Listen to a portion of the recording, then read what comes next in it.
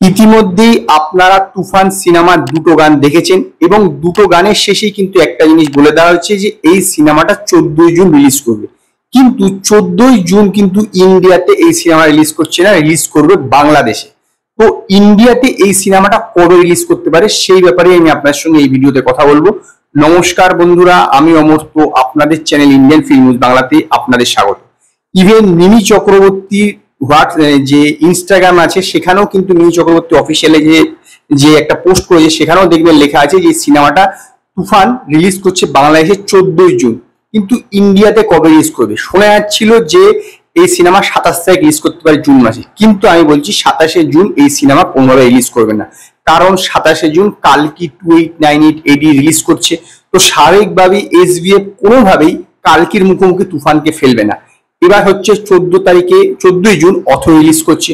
তো 14ই জুনের পরে 21শে জুন রিলিজ করতে পারে, কিন্তু 21শে জুনও রিলিজ করবে না। কারণ দেখুন, 21শে জুন যদি রিলিজ করে তাহলে মাত্র 7 দিন সময় পাবে তুফান কিছু করে দেখানোর জন্য।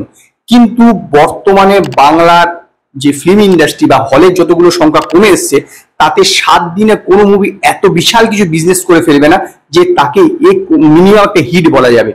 তো যে কোনো বাংলা সিনেমাকে এখন লং রান করতে হবে। তো সেখানে যদি লং রান করতে হয় তাহলে কিন্তু জুন মাসে এই সিনেমা কোনোভাবে রিলিজ করা যাবে না। কারণ 27 তারিখ কালকে 29 AD আসছে। তো স্বাভাবিকভাবে সমস্ত শোই কিন্তু কালকিকে সবাই দিয়ে দেবে, কারণ এটা কমন ব্যাপার। এত বড় ছবি সবাই সেটাকেই প্রেফার করবে। তো স্বাভাবিকভাবেই এই সিনেমাটা কিন্তু মানে তুফান জুন মাসে ওয়েস্ট বেঙ্গলে রিলিজ করছে না, ভারতে জুন মাসে রিলিজ করছে না। তো এবার আসা গেল জুলাই মাসে প্রথম সপ্তাহে রিলিজ করবে না, কারণ কালকে 1 সপ্তাহ থেকে 2 সপ্তাহ নেবে। 2 সপ্তাহ পরে মানে 12ই জুলাই কিন্তু আবার ইন্ডিয়ান 2 আসছে এবং সার্ফিরা আসছে। তো স্বাভাবিকভাবে 12ই জুলাই এই সিনেমা রিলিজ করার কিন্তু সম্ভাবনাও কিন্তু কম, মানে জুলাই মাসে। তো 12ই জুলাইয়ের পরের যে উইকটা থাকছে সেই সময় কিন্তু রিলিজ করতে পারে, কারণ আবার ওইদিকে বেশি পিছিয়ে গেলে 15ই আগস্ট পুষ্পা 2 আসবে। তো স্বাভাবিকভাবেই আমার যা প্রেডিকশন তাতে এই যে তুফান সিনেমা সম্ভবত জুলাইয়ের মাঝামাঝি সময় রিলিজ করবে ইন্ডিয়াতে। ইভেন এইটুকুনি আপনাদের জানিয়ে রাখি যে বাংলাদেশে যে সেন্সার বোর্ডের সার্টিফিকেট পেয়েছে সেখানে কিন্তু আদৌ ভারতবর্ষের কারোর নাম নেই, সেখানে চোরকিরই নাম আছে, মানে চোরকি হচ্ছে প্রডিউসার হিসেবে দেখানো হয়েছে সেখানে। এবং ইন্ডিয়াতে কিন্তু কি দেখানো হবে সেটা এখন আমি জানি না, ইন্ডিয়াতে কাকে প্রডিউসার হিসেবে দেখানো হবে। এইটুকুনি কিন্তু একদম বোঝা গেছে যে এটা ভারত এবং বাংলাদেশের যৌথ প্রযোজনায় কিন্তু সিনেমা নয়, এটা কিন্তু ওখান থেকে বোঝা গেছে। কারণ সেন্সারে যখন সার্টিফিকেটটা নিয়েছে তখন কিন্তু শুধুমাত্র বাংলাদেশের প্রডিউসারের নাম ছিল, ভারতীয় কোনো প্রডিউসারের নাম ছিল না।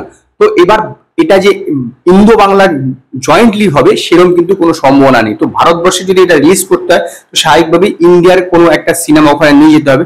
তো এখন আমার যা প্রেডিকশন তাতে কিন্তু এই সিনেমা ভারতবর্ষে জুলাইয়ের মাঝামাঝি রিলিজ করতে পারে, কারণ তাহলে মিনিমাম হয়তো ধরে নিতে পারেন যে 21 দিন বা 15 দিন মতন মিনিমাম তুফান সিনেমাটা একটা ফাঁকা উইন্ডো পাবে যে সেখানে কিছু একটা বিজনেস করার। তো এখন দেখার যে আলটিমেটলি তুফান সিনেমা ইন্ডিয়াতে কবে রিলিজ করে। তো এই ছিল এই বিষয়ে আমার মতামত। যদি আপনাদের এই বিষয়ে কোনো প্রেডিকশন থাকে আপনারা আমায় জানান।